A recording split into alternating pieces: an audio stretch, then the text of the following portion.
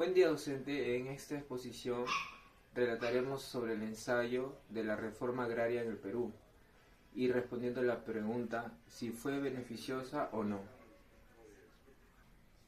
La reforma agraria fue aplicada en 1969 y fundado por Juan Velasco Alvarado, ya que tiene como objetivo reducir las tierras de los grandes hacendados para asimismo entregárselas a los campesinos que sufrían de muchas condiciones sociales. Para reducir la desigualdad social, antes de esta reforma, las personas fueron mayor parte dueños de estas tierras, mientras los campesinos trabajaban en condiciones de pobreza y dependencia. Pese a esto, el gobierno buscó cambiar la situación y dar más derechos a los campesinos. Como grupo consideramos que la reforma agraria fue beneficiosa principalmente en el aspecto social y político, ya que ayudó a reducir el poder de los hacendados y también ayudó en la inclusión del campesinado, ya que la producción agrícola disminuyó en varias zonas. A continuación explicaremos las consecuencias. Buenas tardes, compañeros. Continuando con la exposición, yo voy a hablar sobre los aspectos políticos. En esta etapa, pues el Perú vivió una de las constantes transformaciones y también crisis entre el año 1930 y 1990.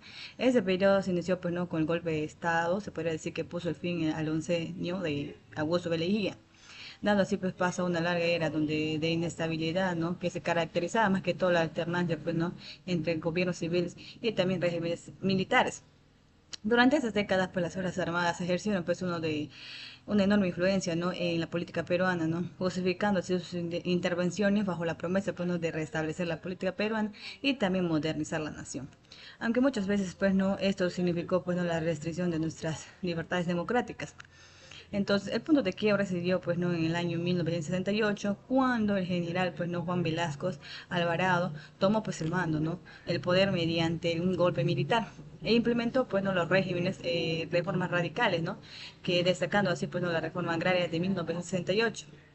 Si bien ese gobierno pues no restringió también la libertad y la de expresión y la democracia formal, desde nuestra postura pues podemos indicar también que la reforma agraria pues no, políticamente hablando, pues no logró desmantelar el poder de la oligarquía terrateniente, no, para esa época, y también que ya que en esa época pues controlaban pues no las decisiones del Estado desde 1930.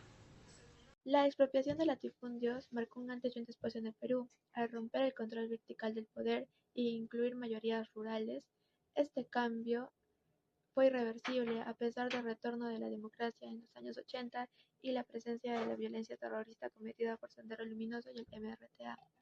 La eliminación del comunalismo impidió que las viejas élites recuperaran el Estado.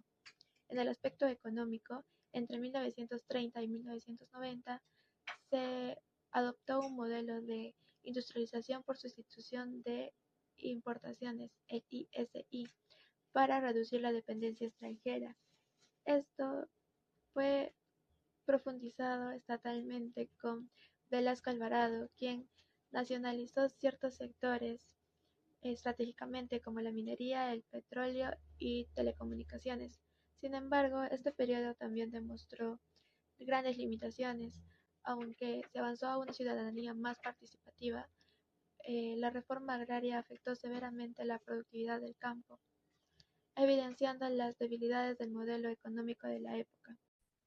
Tras la reforma agraria, las haciendas de la costa y sierra se transformaron en cooperativas estatales llamados CAF y 6, administrados por los trabajadores.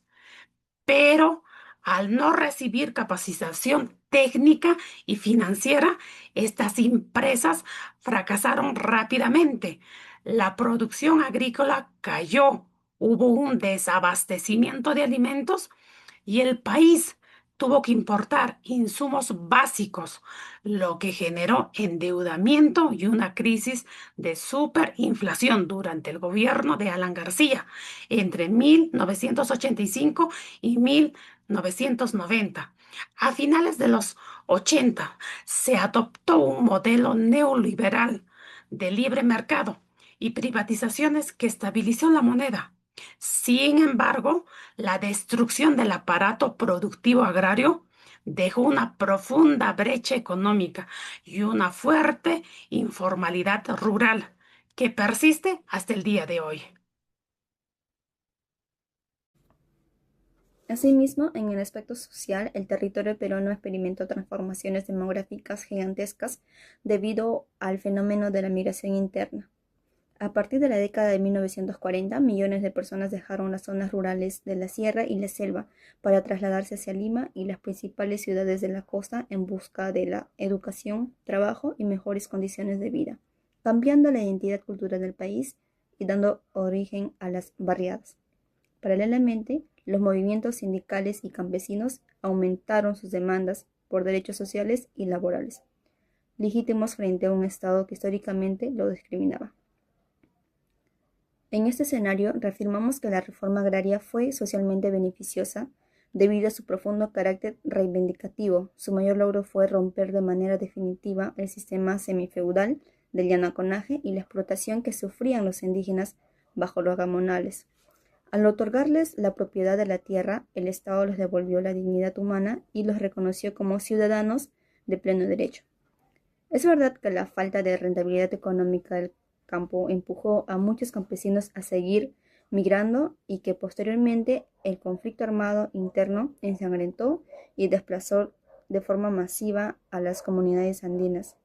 No obstante, la eliminación de la servidumbre rural significó un quiebre histórico irreversible contra la exclusión social colonial, devolviéndole el respeto y el valor de la población indígena del Perú. En conclusión, el periodo comprendido entre 1930 y 1990 fue una etapa decisiva en la historia del Perú, porque durante esos años ocurrieron grandes cambios políticos, económicos y sociales que dieron forma al país actual. Dentro de este proceso, la reforma agraria de 1969 representó un hito central que, de acuerdo con nuestra postura, resultó beneficiosa en los ámbitos político y social, aunque con severas limitaciones económicas. En el aspecto político, el Perú pasó por gobiernos militares, procesos de modernización y el retorno a la democracia.